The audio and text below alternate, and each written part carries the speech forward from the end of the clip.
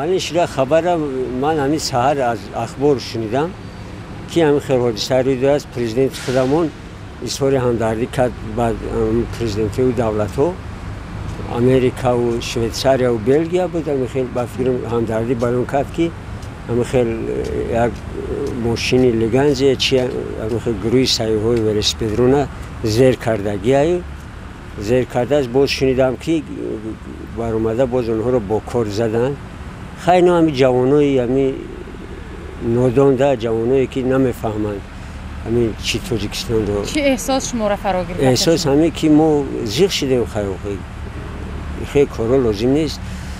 باید اونها را بجای این باید مهمانداری میکردن. همین راه نشان میدادن که باید با این راه روید. البته این دهشت انگیز است وقتی که مهمانان خارجی ما از خارج برای سیر سیاحت به دولت ما میان. این یک کاسته گشتنی خصلتی мардуми мо шуд дар назди ҷаҳониён. Я узнал эту информацию с Инстаграма, там Таджикистан Ньюс и Лайф Таджикистан.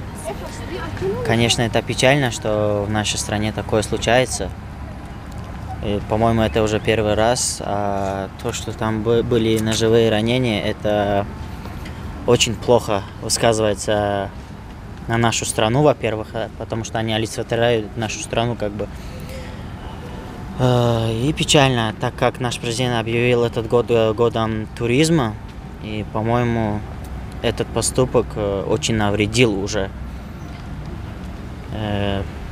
приезжающим туристам, и, по-моему, люди будут плохо думать о нашей стране, когда хотят прийти или навестить нашу страну. Сайёҳон албатта омадан мегиранд, барои ин ки хеле ҳолатҳо ҳар рӯз мешавад дар дигар кишварҳо ҳам мешаванд, на фақат дар Тоҷикистон. Лекин мо бояд кӯшиш кунем ки ин ҳодиса бояд дигар такрор нашавад.